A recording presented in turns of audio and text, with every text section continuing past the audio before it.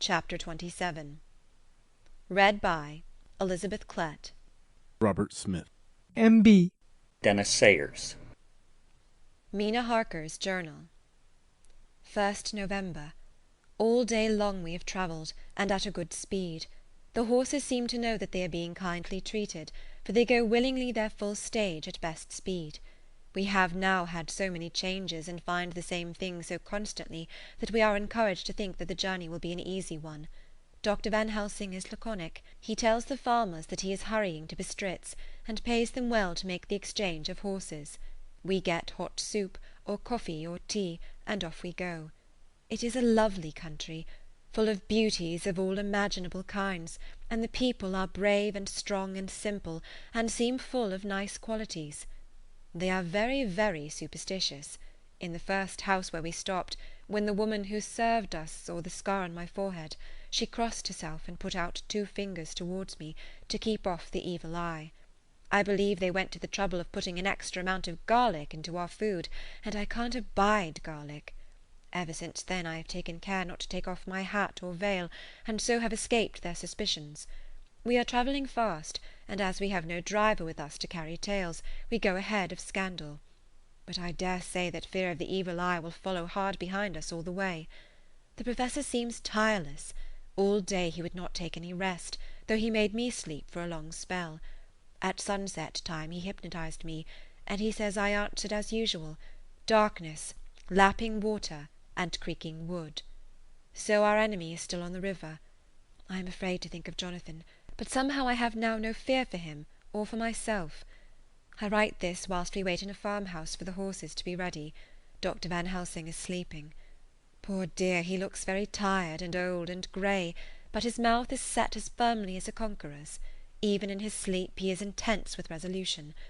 When we have well started, I must make him rest whilst I drive. I shall tell him that we have days before us, and he must not break down when most of all his strength will be needed. All is ready. We are off shortly. 2nd November, morning.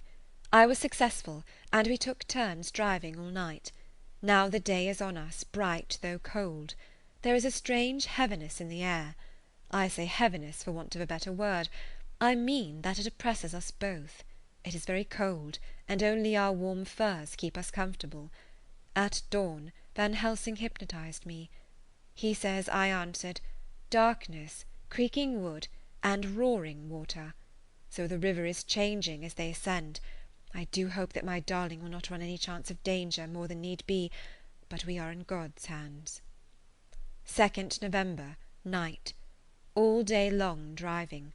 The country gets wilder as we go, and the great spurs of the Carpathians, which at Veresti seemed so far from us and so low on the horizon, now seem to gather round us and tower in front. We both seem in good spirits. I think we make an effort each to cheer the other. In the doing so we cheer ourselves. Dr. Van Helsing says that by morning we shall reach the Borgo Pass. The houses are very few here now, and the Professor says that the last horse we got will have to go on with us, as we may not be able to change. He got 2 in addition to the 2 we changed, so that now we have a rude 4 in hand. The dear horses are patient and good, and they give us no trouble. We are not worried with other travellers, and so even I can drive. We shall get to the pass in daylight. We do not want to arrive before. So we take it easy, and have each a long rest in turn. Oh, what will tomorrow bring to us? We go to seek the place where my poor darling suffered so much. God grant that we may be guided aright, and that he will deign to watch over my husband and those dear to us both, and who are in such deadly peril. As for me, I am not worthy in his sight. Alas, I am unclean to his eyes, and shall be until he may deign to let me stand forth in his sight as one of those who have not incurred his wrath.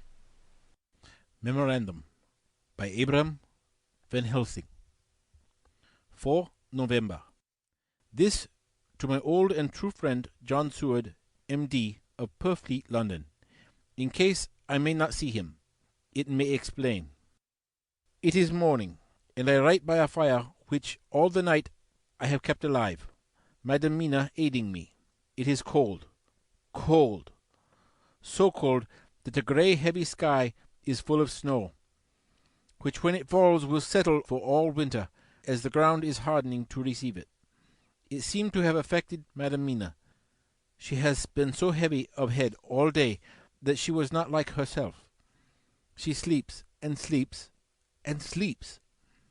She, who is usually so alert, have done literally nothing all the day. She even have lost her appetite. She make no entry into her little diary, she who writes so faithful at every pause. Something whisper to me that all is not well. However, tonight she is more vive.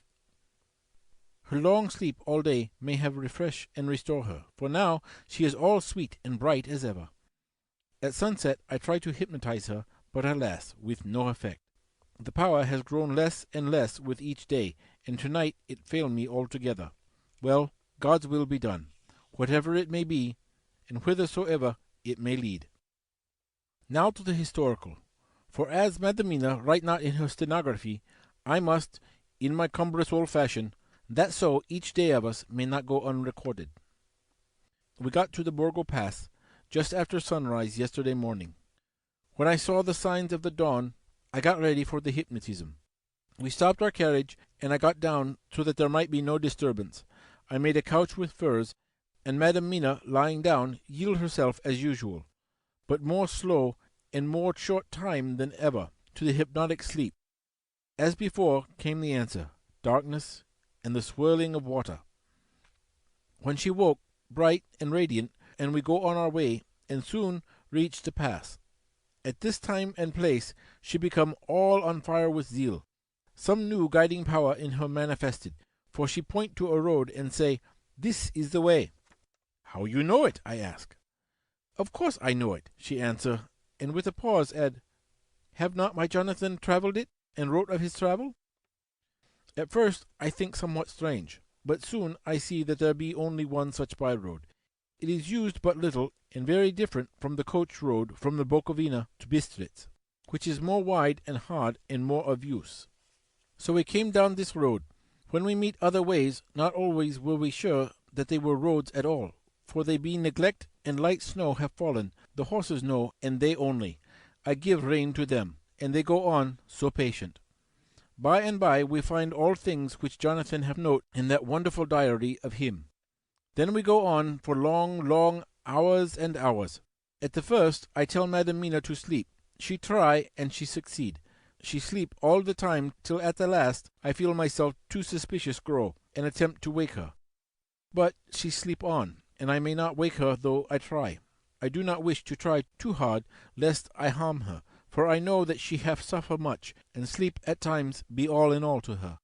I think I drowse myself, for all of a sudden I feel guilt, as though I have done something. I find myself bolt up, with the reins in my hands, and the good horses go along jog jog, just as ever. I look down and find Madam Mina still asleep. It is now not far off sunset time, and over the snow the light of the sun flow in big yellow flood, so that we throw great long shadow on where the mountain rise so steep. For we are going up, and all is oh so wild and rocky, as though it were the end of the world. Then I rouse Madam Mina. This time she wake with not much trouble, and then I try to put her to hypnotic sleep. But she sleep not, being as though I were not. Still I try and try, till all at once I find her and myself in dark. So I look around and find that the sun have gone down. Madam Mina laugh, and I turn and look at her. She is now quite awake, and looks so well as I never saw her since that night at Carfax, when she first entered the Count's house. I am amazed and not at ease then, but she is so bright and tender and thoughtful for me that I forget all fear. I light a fire, for we have brought supply of wood with us, and she prepare food, while I undo the horses and set them tethered in shelter to feed. Then when I return to the fire, she have my supper ready. I go to help her, but she smile and tell me she have eat already, that she was so hungry that she would not wait. I like it not. I have grave doubts. But I fear to affright her, so I am silent of it. She help me, and I eat alone, and then we wrap in fur and lie beside the fire, and I tell her to sleep while I watch. But presently I forget all of watching, and when I suddenly remember that I watch, I find her lying quiet but awake, and looking at me with so bright eyes. Once, twice more the same occur, and I get much sleep till before morning. When I wake, I try to hypnotize her, but alas, though she shut her eyes obedient, she may not sleep. The sun rise up and up and up, and then sleep come to her too late, but so heavy that she will not wake. I have to lift her up and place her sleeping in the carriage, when I have harnessed the horses and made all ready. Madam still sleep, and she look in her sleep more healthy and more redder than before, and I like it not. I am afraid, afraid, afraid. I am afraid of all things, even to think, but I must go on my way. The stake we play for is life and death, or more than these, and we must not flinch. 5 November morning. Let me be accurate in everything, for though you and I have seen some strange things together, you may at first think that I, Van Helsing, am mad, that the many horrors and the so long strain on nerves has at last turned my brain. All yesterday we travelled, always getting closer to the mountains, and moving into a more and more wild and desert land. There are great frowning precipices and much falling water, and nature seemed to have held some time her carnival. Madam Mina still sleep, and though I did have hunger and appeased it, I could not waken her, even for food. I began to fear that the fatal spell of the place was upon her, tainted as she is with that vampire baptism. Well, I said to myself, if it be that she sleep all the day, it shall also be that I do not sleep at night. As we travel on the rough road, for a road of an ancient and imperfect kind there was, I held down my head and slept. Again I waked with a sense of guilt and of time past, and found Madam Mina still sleeping, the sun low down, but all was indeed changed. The frowning mountains seemed further away, and we were near the top of a steep rising hill, on summit of which was such a castle as Jonathan tell of in his diary. At once I exult and fear, for now, for good or ill, the end was near. I woke Madam Mina and tried again to hypnotize her, but alas, unavailing till too late. Then, ere the great dark came upon us, for even after down sun, the heavens reflected the gone sun on the snow, and all was for a time a great twilight. I took out the horses and fed them in what shelter I could. Then I make a fire, and near it I make Madam Mina, now awake and more charming than ever, sit comfortable amid her rugs. I got ready food, but she would not eat, simply saying that she had not hunger. I did not press her, knowing her unavailingness. But I myself eat, for I must needs now be strong for all. Then, with the fear on me of what might be, I drew a ring so big for her comfort around where Madam Mina sat, and over the ring I passed some of the wafer, and I broke it fine so that all was well guarded. She sat still all the time, so still as one dead, and she grew whiter and even whiter, till the snow was not more pale, and no word she said. But when I drew near, she clung to me, and I could know that the poor soul shook her from head to feet with a tremor that was pain to feel. I said to her presently, when she had grown more quiet, "Will you not come over to the fire?" For I wished to make test of what she could. She arose obedient, but when she had made a step she stopped, and stood as one stricken. "Why not go on?" I asked. She shook her head, and coming back, sat down in her place. Then, looking at me with open eyes, as of one waked from sleep, she said simply, "I cannot," and remained silent. I rejoiced, for I knew that what she could not, none of those that we dreaded could. Though there might be danger to her body, yet her soul was safe. Presently the horses began to scream, and tore at their tethers, till I came to them and quieted them. When they did feel my hands on them, they whinnied low as in joy, and licked at my hands, and were quiet for a time.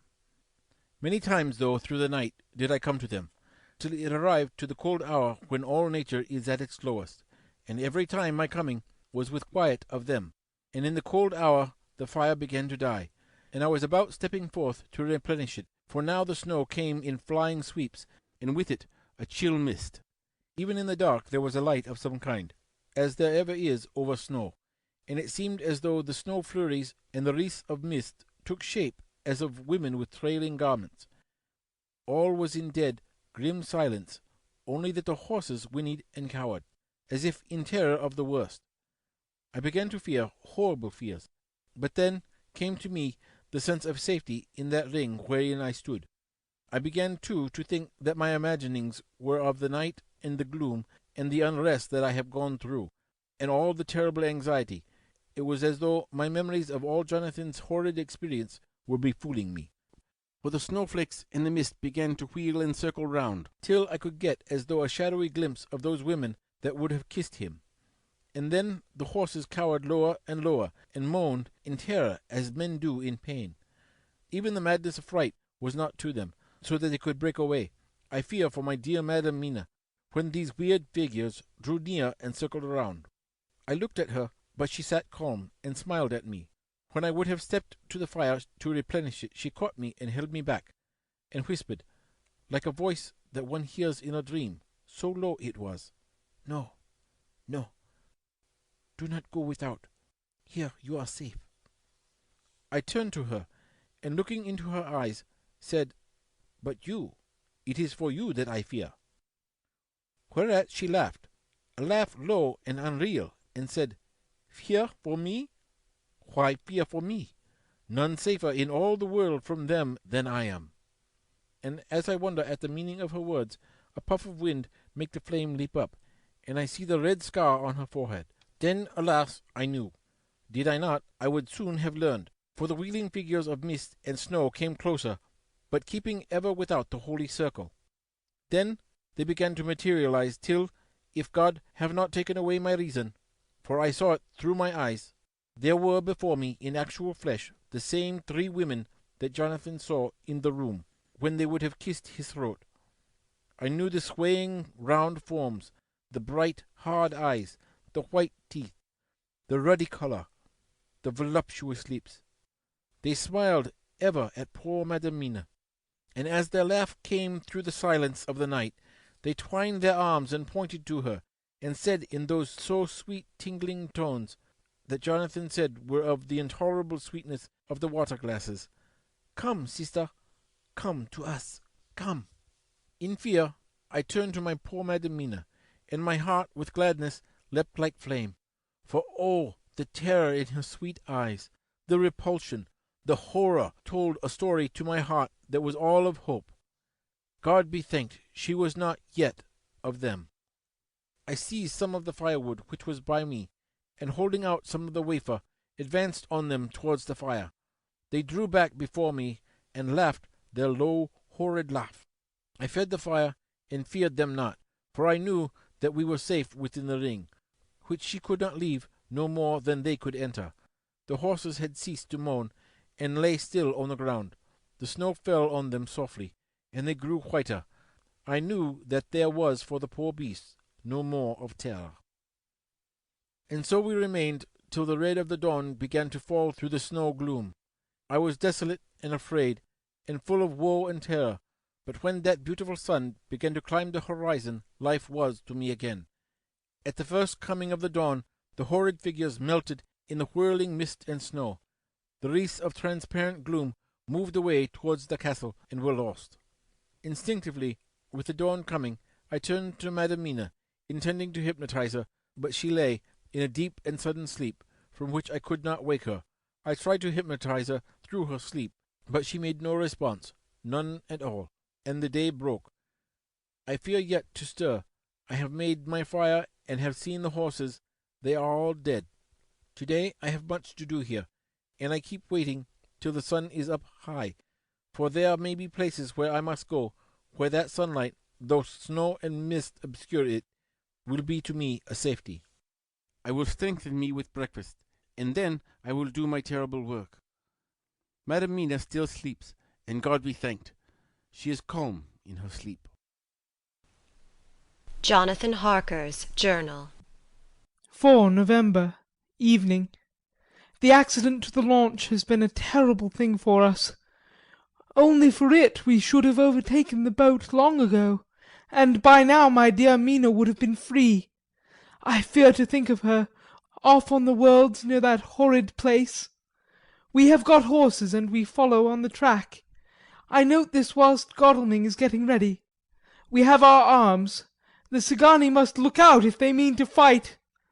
Oh, if only Morris and Seward were with us! We must only hope. If I write no more, good-bye, Mina. God bless and keep you. Dr. Seward's Diary, 5 November. With the dawn we saw the body of Shani before us, dashing away from the river with their leiter wagon. They surrounded it in a cluster, and hurried along as though beset. The snow is falling lightly, and there is a strange excitement in the air. It may be our own feelings, but the depression is strange. Far off I hear the howling of wolves. The snow brings them down from the mountains, and there are dangers to all of us, and from all sides. The horses are nearly ready, and we are soon off. We ride to death of someone. God alone knows who, or where, or what, or when, or how it may be. Dr. Van Helsing's Memorandum. 5 November afternoon. I am at least sane. Thank God for that mercy at all events, though the proving has been dreadful. When I left Madam Mina sleeping within the holy circle, I took my way to the castle. The blacksmith hammer which I took in the carriage from Beercity was useful. Though the doors were all open, I broke them off the rusty hinges, lest some ill intent or ill chance should close them, so that, being entered, I might not get out. Jonathan's bitter experience served me here. By memory of his diary, I found my way to the old chapel, for I knew that here my work lay. The air was oppressive. It seemed as if there was some sulphurous fume, which at times made me dizzy. Either there was a roaring in my ears, or I heard afar off the howl of wolves. Then I bethought me of my dear Madam Mina, and I was in terrible plight. The dilemma had me between his horns. Her I had not dared to take into this place, but left safe from the vampire in that holy circle. And yet even there would be the wolf. I resolved me that my work lay here, and that as to the wolves we must submit, if it were God's will. At any rate, it was only death and freedom beyond, so I did choose for her. Had it been but for myself, the choice had been easy. The maw of the wolf were better to rest in than the grave of the vampire. So I make my choice, and go on with my work.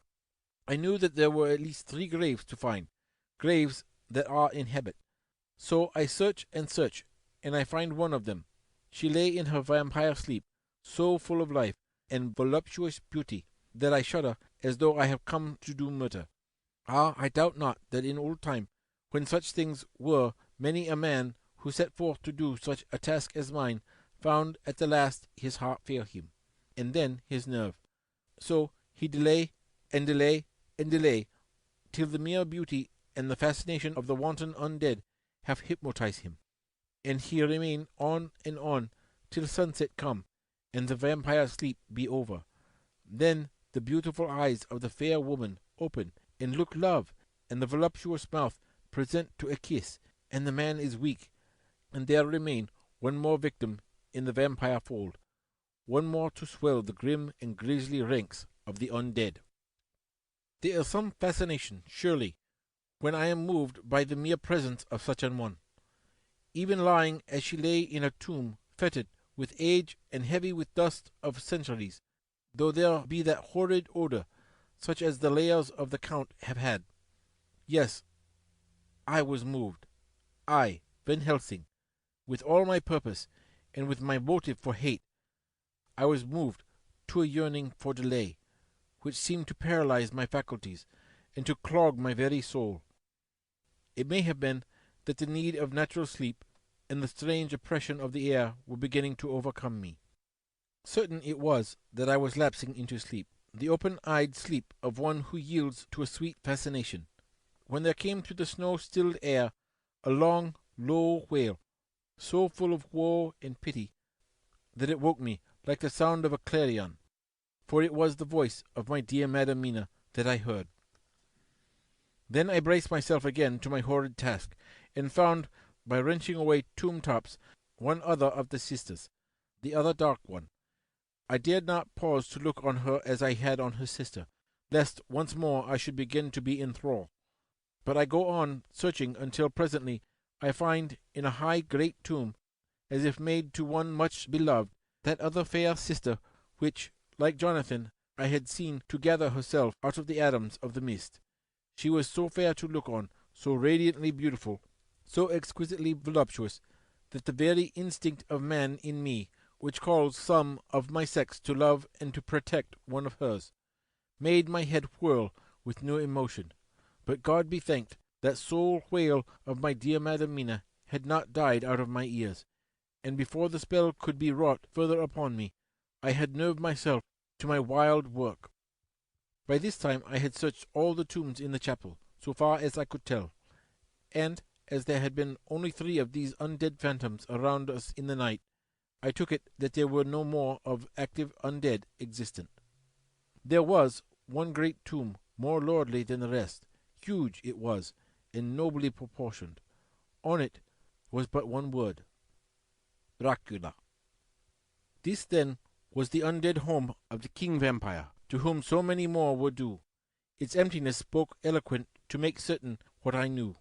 Before I began to restore these women to their dead selves through my awful work, I laid in Dracula's tomb some of the wafer, and so banished him from it, undead for ever. Then began my terrible task, and I dreaded it. Had it been but one, it had been easy, comparative. But 3?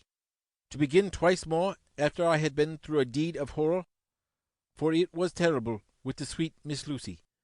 What would it not be with these strange ones who had survived through centuries, and who had been strengthened by the passing of the years, who would, if they could, have fought for their foul lives? Oh, my friend John, but it was butcher work.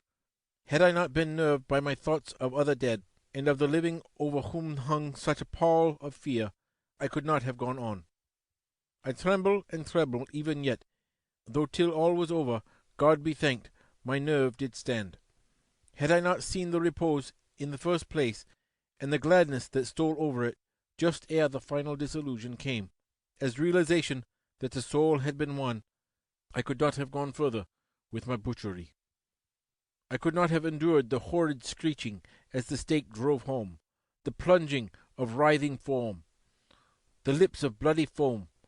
I should have fled in terror and left my work undone. But it is over, and the poor souls, I can pity them now and weep, as I think of them placid each in their full sleep of death for a short moment ere fading. For, friend John, hardly had my knife severed the head of each, before the whole body began to melt away and crumble into its native dust, as though the death that should have come centuries ago had at last asserted himself, and say at once and loud, I am here. Before I left the castle, I so fixed its entrances that never more can the Count enter there undead. When I stepped into the circle where Madam Mina slept, she woke from her sleep, and seeing me, cried out in pain that I had endured too much. Come, she said, come away from this awful place. Let us go to meet my husband, who is, I know, coming towards us. She was looking thin and pale and weak, but her eyes were pure and glowed with fervor. I was glad to see her paleness and her illness, for my mind was full of the fresh horror of that ruddy vampire sleep. And so, with trust and hope, and yet full of fear, we go eastward to meet our friends and him, whom Madam Mina tell me that she know are coming to meet us. Mina Harker's Journal. 6th November. It was late in the afternoon when the Professor and I took our way towards the east, whence I knew Jonathan was coming. We did not go fast, though the way was steeply downhill, for we had to take heavy rugs and wraps with us. We dared not face the possibility of being left without warmth in the cold and the snow.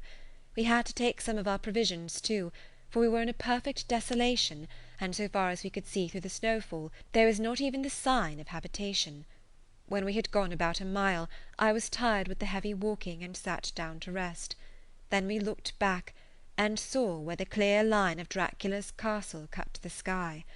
For we were so deep under the hill whereon it was set, that the angle of perspective of the Carpathian mountains was far below it. We saw it in all its grandeur, perched 1,000 feet on the summit of a sheer precipice, and with seemingly a great gap between it and the steep of the adjacent mountain on any side. There was something wild and uncanny about the place. We could hear the distant howling of wolves. They were far off, but the sound, even though coming muffled through the deadening snowfall, was full of terror. I knew from the way Dr. Van Helsing was searching about that he was trying to seek some strategic point where we would be less exposed in case of attack. The rough roadway still led downwards. We could trace it through the drifted snow. In a little while the Professor signalled to me, so I got up and joined him. He had found a wonderful spot, a sort of natural hollow in a rock, with an entrance like a doorway between two boulders. He took me by the hand and drew me in. "See," he said, "here you will be in shelter, and if the wolves do come I can meet them one by one." He brought in our furs, and made a snug nest for me, and got out some provisions and forced them upon me. But I could not eat. To even try to do so was repulsive to me, and much as I would have liked to please him, I could not bring myself to the attempt. He looked very sad, but did not reproach me. Taking his field-glasses from the case, he stood on the top of the rock and began to search the horizon. Suddenly he called out, "Look! Madam Mina, look! Look!" I sprang up and stood beside him on the rock. He handed me his glasses and pointed. The snow was now falling more heavily, and swirled about fiercely, for a high wind was beginning to blow. However, there were times when there were pauses between the snow flurries, and I could see a long way round. From the height where we were it was possible to see a great distance, and far off, beyond the white waste of snow, I could see the river lying like a black ribbon in kinks and curls as it wound its way. Straight in front of us, and not far off, in fact so near that I wondered we had not noticed before, came a group of mounted men hurrying along. In the midst of them was a cart, a long lighter wagon which swept from side to side, like a dog's tail wagging, with each stern inequality of the road. Outlined against the snow as they were, I could see from the men's clothes that they were peasants or gypsies of some kind. On the cart was a great square chest. My heart leapt as I saw it, for I could feel that the end was coming. The evening was now drawing close, and well I knew that at sunset the thing, which was till then imprisoned there, would take new freedom, and could in any of the many forms elude pursuit. In fear I turned to the Professor. To my consternation, however, he was not there. An instant later I saw him below me. Round the rock he had drawn a circle, such as we had found shelter in last night. When he had completed it, he stood beside me again, saying, "At least here you shall be safe from him." He took the glasses from me, and at the next lull of the snow swept the whole space below us. "See," he said, "they come quickly. They are flogging the horses, and galloping as hard as they can." He paused, and went on in a hollow voice, "They are racing for the sunset. We may be too late. God's will be done." Down came another blinding rush of driving snow, and the whole landscape was blotted out. It soon passed, however, and once more his glasses were fixed on the plain. Then came a sudden cry, "Look! Look! Look! See, 2 horsemen follow fast, coming up from the south. It must be Quincy and John. Take the glass. Look, before the snow blots it all out." I took it and looked. The 2 men might be Dr. Seward and Mr. Morris. I knew at all events that neither of them was Jonathan. At the same time I knew that Jonathan was not far off. Looking around, I saw on the north side of the coming party 2 other men, riding at breakneck speed. One of them I knew was Jonathan, and the other I took of course to be Lord Godalming. They too were pursuing the party with the cart. When I told the Professor, he shouted in glee like a schoolboy, and after looking intently till the snowfall made sight impossible, he laid his Winchester rifle ready for use against the boulder at the opening of our shelter. "They are all converging," he said. "When the time comes we shall have gypsies on all sides." I got out my revolver ready to hand, for whilst we were speaking the howling of wolves came louder and closer. When the snow-storm abated a moment we looked again. It was strange to see the snow falling in such heavy flakes close to us, and beyond, the sun shining more and more brightly as it sank down towards the far mountain tops. Sweeping the glass all around us I could see here and there dots moving singly and in 2s and 3s in larger numbers. The wolves were gathering for their prey. Every instant seemed an age whilst we waited. The wind came now in fierce bursts, and the snow was driven with fury as it swept upon us in circling eddies. At times we could not see an arm's length before us, but at others, as the hollow-sounding wind swept by us, it seemed to clear the air space around us so that we could see afar off. We had of late been so accustomed to watch for sunrise and sunset that we knew with fair accuracy when it would be, and we knew that before long the sun would set. It was hard to believe that by our watches it was less than an hour that we waited in that rocky shelter before the various bodies began to converge close upon us. The wind came now with fiercer and more bitter sweeps, and more steadily from the north. It seemingly had driven the snow clouds from us, for with only occasional bursts the snow fell. We could distinguish clearly the individuals of each party, the pursued and the pursuers. Strangely enough, those pursued did not seem to realize, or at least to care, that they were pursued. They seemed, however, to hasten with redoubled speed as the sun dropped lower and lower on the mountain tops. Closer and closer they drew. The Professor and I crouched down behind our rock and held our weapons ready. I could see that he was determined that they should not pass. One and all were quite unaware of our presence. All at once 2 voices shouted out to "Halt!" One was my Jonathan's, raised in a high key of passion. The other, Mr. Morris's strong, resolute tone of quiet command. The gipsies may not have known the language, but there was no mistaking the tone, in whatever tongue the words were spoken. Instinctively they reined in, and at the instant Lord Godalming and Jonathan dashed up at one side, and Dr. Seward and Mr. Morris on the other. The leader of the gipsies, a splendid-looking fellow who sat his horse like a centaur, waved them back, and in a fierce voice gave to his companions some word to proceed. They lashed the horses, which sprang forward. But the 4 men raised their Winchester rifles, and in an unmistakable way commanded them to stop. At the same moment Dr. Van Helsing and I rose behind the rock and pointed our weapons at them. Seeing that they were surrounded, the men tightened their reins and drew up.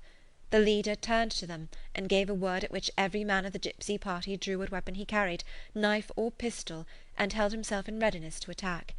Issue was joined in an instant. The leader, with a quick movement of his rein, threw his horse out in front, and pointed first to the sun, now close down on the hilltops, and then to the castle, said something which I did not understand. For answer, all 4 men of our party threw themselves from their horses and dashed towards the cart. I should have felt terrible fear at seeing Jonathan in such danger, but that the ardour of battle must have been upon me as well as upon the rest of them. I felt no fear, but only a wild, surging desire to do something. Seeing the quick movement of our parties, the leader of the gipsies gave a command. His men instantly formed round the cart in a sort of undisciplined endeavour, each one shouldering and pushing the other in his eagerness to carry out the order. In the midst of this I could see that Jonathan on one side of the ring of men, and Quincey on the other, were forcing a way to the cart. It was evident that they were bent on finishing their task before the sun should set. Nothing seemed to stop or even to hinder them. Neither the levelled weapons, nor the flashing knives of the gipsies in front, nor the howling of the wolves behind, appeared to even attract their attention. Jonathan's impetuosity and the manifest singleness of his purpose seemed to overawe those in front of him. Instinctively they cowered aside and let him pass. In an instant he had jumped upon the cart, and with a strength which seemed incredible, raised the great box and flung it over the wheel to the ground. In the meantime Mr. Morris had had to use force to pass through his side of the ring of Sagny. All the time I had been breathlessly watching Jonathan, I had, with the tail of my eye, seen him pressing desperately forward, and had seen the knives of the gipsies flash as he won a way through them, and they cut at him. He had parried with his great bowie knife, and at first I thought that he too had come through in safety, but as he sprang beside Jonathan, who had by now jumped from the cart, I could see that with his left hand he was clutching at his side, and that the blood was spurting through his fingers. He did not delay notwithstanding this, for as Jonathan with desperate energy attacked one end of the chest, attempting to prise off the lid with his great kukri knife, he attacked the other frantically with his bowie. Under the efforts of both men the lid began to yield, the nails drew with a screeching sound, and the top of the box was thrown back. By this time the gipsies, seeing themselves covered by the Winchesters, and at the mercy of Lord Godalming and Dr. Seward, had given in and made no further resistance. The sun was almost down on the mountain tops, and the shadows of the whole group fell upon the snow. I saw the Count lying within the box upon the earth, some of which the rude falling from the cart had scattered over him. He was deathly pale, just like a waxen image, and the red eyes glared with the horrible vindictive look which I knew so well. As I looked, the eyes saw the sinking sun, and the look of hate in them turned to triumph. But on the instant came the sweep and flash of Jonathan's great knife. I shrieked as I saw it shear through the throat, whilst at the same moment Mr. Morris's bowie knife plunged into the heart. It was like a miracle. but before our very eyes, and almost in the drawing of a breath, the whole body crumbled into dust and passed from our sight. I shall be glad as long as I live that even in that moment of final dissolution there was in the face a look of peace such as I never could have imagined might have rested there. The castle of Dracula now stood out against the red sky, and every stone of its broken battlements was articulated against the light of the setting sun. The gipsies, taking us as in some way the cause of the extraordinary disappearance of the dead man, turned without a word and rode away as if for their lives. Those who were unmounted jumped upon the lighter waggon and shouted to the horsemen not to desert them. The wolves, which had withdrawn to a safe distance, followed in their wake, leaving us alone. Mr. Morris, who had sunk to the ground, leaned on his elbow, holding his hand pressed to his side. The blood still gushed through his fingers.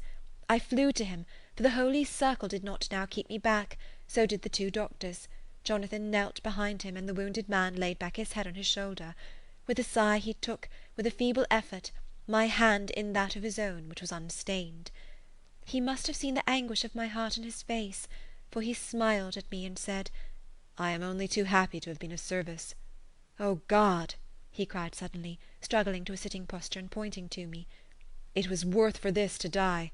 Look, look!" The sun was now right down upon the mountain top, and the red gleams fell upon my face, so that it was bathed in rosy light.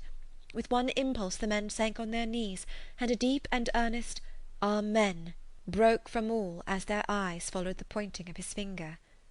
The dying man spoke. "Now God be thanked that all has not been in vain. See, the snow is not more stainless than her forehead. The curse has passed away." And, to our bitter grief, with a smile and in silence, he died, a gallant gentleman. Note: 7 years ago we all went through the flames, and the happiness of some of us since then is, we think, well worth the pain we endured. It is an added joy to Mina and to me that our boy's birthday is the same day as that on which Quincey Morris died. His mother holds, I know, the secret belief that some of our brave friend's spirit has passed into him. His bundle of names links all our little band of men together, but we call him Quincey. In the summer of this year we made a journey to Transylvania, and went over the old ground which was, and is, to us so full of vivid and terrible memories. It was almost impossible to believe that the things which we had seen with our own eyes and heard with our own ears were living truths. Each trace of all that had been was blotted out. The castle stood as before, reared high above a waste of desolation. When we got home we were talking of the old time, which we could all look back on without despair, for Godalming and Seward are both happily married. I took the papers from the safe where they had been ever since our return so long ago. We were struck with the fact that in all the mass of material of which the record is composed there is hardly one authentic document, nothing but a mass of typewriting, except the later notebooks of Mina and Seward and myself, and Van Helsing's memorandum. We could hardly ask anyone, even did we wish to accept these as proofs of so wild a story. Van Helsing summed it all up as he said, with our boy on his knee, "We want no proofs. We ask none to believe us. This boy will some day know what a brave and gallant woman his mother is. Already he knows her sweetness and loving care. Later on he will understand how some men so loved her that they did dare much for her sake." Jonathan Harker.